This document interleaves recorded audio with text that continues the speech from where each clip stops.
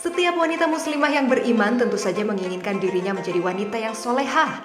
Dalam sebuah hadis Rasulullah mengatakan bahwa sebaik-baik perhiasan dunia adalah wanita yang solehah.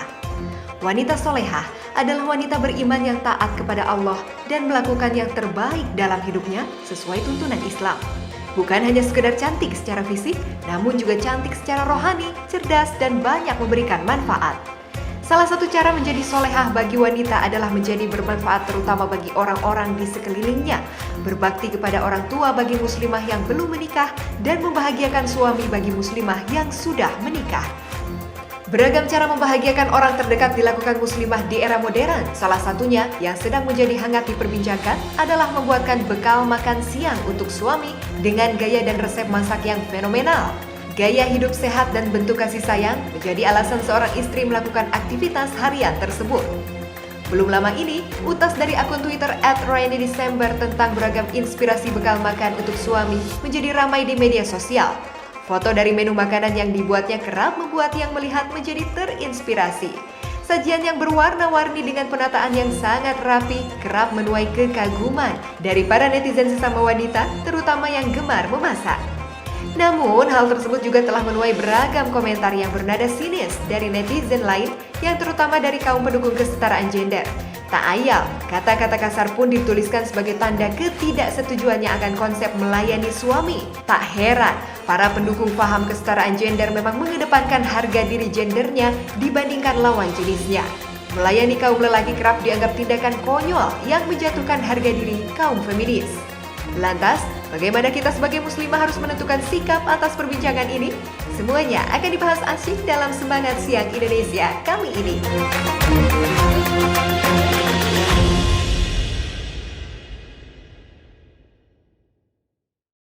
Halo, Assalamualaikum warahmatullahi wabarakatuh. Jumpa lagi pemirsa dalam program kesayangan kita, Semangat Siang Indonesia. Indonesia harus semangat. Harus semangat. Alhamdulillah saya Dita Ruspendi dan teman saya yang cantik. Ya, saya Amelia Ratna. Dapat berjumpa kembali pemirsa ya. Semoga pemirsa sehat selalu ya. Amel, hari ini cantik sekali kamu. Ya, terima kasih, kamu juga cantik sekali. Itu tujuan saya memuji ya, supaya bilang cantik juga.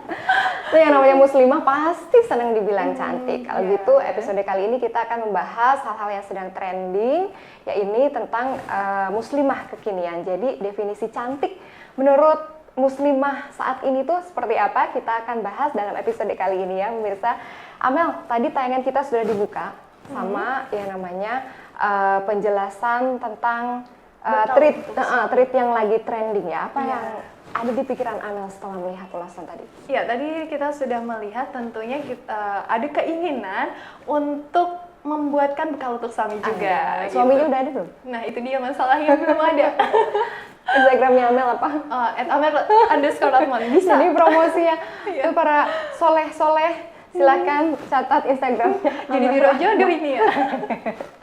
Iya, kita tentunya mendoakan saja ya, semoga yang terbaik ya. Iya. Kita sebagai muslimah ini tentunya ingin menjalankan semua hal-hal yang terbaik demi diri kita dan juga untuk lingkungan ya, supaya dibilang soleha gitu ya, muslimah kekinian lah begitu ya. Sekali. Terus kalau kita lihat dari treat yang sedang trending itu ya, bekal untuk suami itu sebenarnya ramenya ini gara-gara ada treat yang julidnya begitu. Ada treat julid dari salah seorang netizen juga. Ini kita lihat nih. Ada dari @hollandianes. Katanya begini Mel. Nih bisa dilihat. Ya, kata @hollandianes. Bismillah, a treat bekal buat suami hari ini. Wah, ini parah banget. Alias treat tertib yang pernah gue lihat katanya. Oke, terus udah gitu dia juga memposting kalimat seperti ini.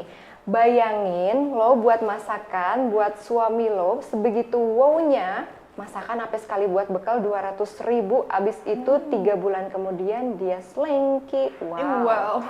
Oke. Nah, selanjutnya dia juga menyinyir bilang, a happy housewife tit. We shouldn't treat a man like that. Wow. Oke, ya udah sih itu menurut dia kan ya. Iya, bener banget. Terus ini ada lagi dia tambahin, pengen julid yang bikin treat bekal buat suami. nggak banget gitu katanya. Persepsi orang beda-beda kali ya, apalagi dengan watak gue kayak gini. Wah, astagfirullah, benar. Cuman pengen istighfar ya, Mel ya. Betul sekali. Tapi yang namanya kaum penggerak gitu ya, penggerak keadilan gender ini kerap menganggap wujud kasih sayang wanita kepada lelaki itu adalah wujud penindasan harga diri begitu katanya.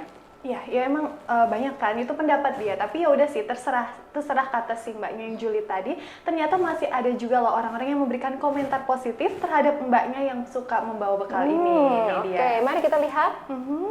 Nah, dari Samara Amani katanya, treat bekal untuk suami itu nggak ada salahnya. Istri yang buat treat kan nggak dipaksa untuk bikin bekal. Dia bikin bekal atas kehendaknya sendiri. Niatnya juga bagi resep. Itu sih sah-sah aja. Kenapa kok jadi malah digiring jadi persoalan perbudakan dan patriarki? Oke, setuju deh sama si mbaknya. Terus ada juga dari @iyo_@iyo. Ya ampun, padahal mbak ini baik banget masih ngasih referensi masakan yang menurut gue sangat berguna untuk orang-orang yang baru mau sedang belajar masak gitu katanya.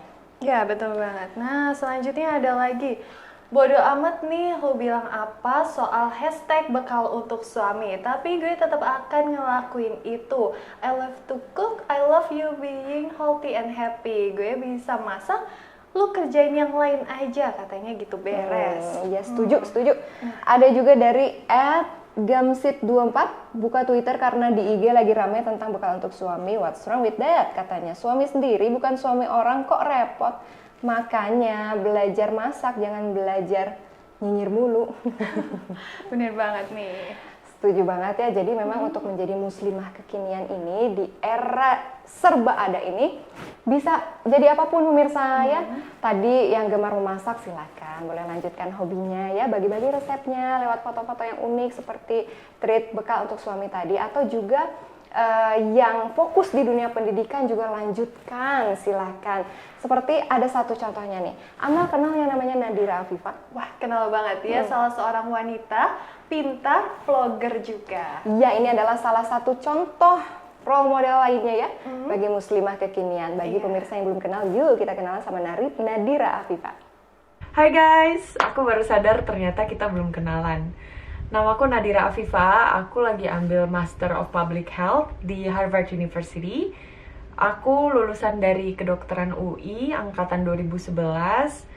Aku di sini pakai beasiswa LPDP.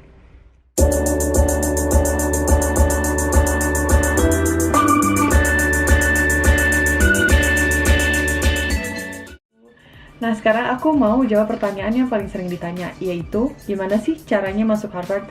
Apa aja dokumen yang harus disiapin? Aku pernah dengar di salah satu seminar, narasumbernya bilang gini, preparing the application is not the same with preparing the story. Sebenarnya kalau untuk nyiapin dokumen, untuk sekedar kirim, itu bentar, sebulan 2 bulan juga selesai. Cuma yang susah itu adalah nyiapin story-nya. Mau nulis apa di personal statement-nya, cerita apa yang mau kalian kasih ke Harvard, terus pengalaman-pengalaman apa yang mau kalian tulis di CV. Nah, makanya saran dari aku, kalau emang kalian udah ada niatan untuk daftar Harvard, biarpun cuma sedikit, mendingan langsung aja kalian ikutin aktivitas yang banyak, kegiatan yang banyak, ikut lomba-lomba, ikut conference, ikut mungkin social project, atau ikut apapun yang bermanfaat, yang sesuai sama jurusan yang mau kalian ambil, supaya nanti kalau udah fix mau daftar, itu kalian udah punya listnya apa aja yang mau kalian tulis di aplikasi. Ini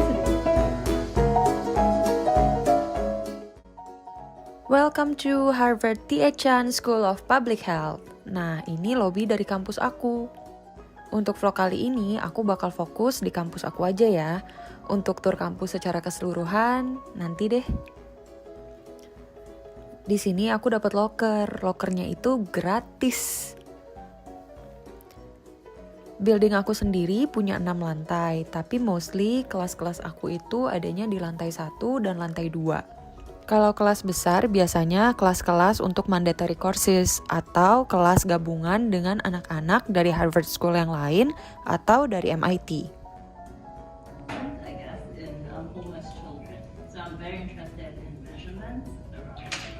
Kelas besar bisa menampung sampai 200 orang. People, let's see here, basically what you do is you measure kids' length or height. You plot that on a normal curve. Sementara kalau kelas kecil itu cuma bisa menampung 30 sampai 40 orang. Much larger population in South Asia, India, Bangladesh. It translates. Terus kalau lapar kemana dong? Nah, tentunya di kampus aku punya kafeteria. Di sini makanannya cukup lengkap sih. Nah, itu dia ya salah satu contoh wanita kekinian, muslimah kekinian yang memfokuskan dirinya di bidang dunia pendidikan. Setuju banget ya menurut pemirsa. Ini muslimah kekinian ini harus seperti apa sih? Yuk kita ngobrol-ngobrol yuk lewat media sosial kita bisa, lewat WhatsApp kita bisa. Kalau WhatsApp nomornya silakan Mel. Nah, untuk WhatsApp nomornya 081289969998 atau melalui akun Instagram kami di @officialbadartv. Atau juga bisa YouTube kita pemirsa ada @officialbadartv juga. Dan biasanya muslimah yang soleha biasanya rajin sedekah juga. Bener banget. Kita membuka donasi Badar Peduli pemirsa melalui rekening yang tercatat di bawah ini ya. Kita akan kembali usai jeda berikut tetap di Semangat Siang Indonesia. Indonesia harus semangat. Harus semangat.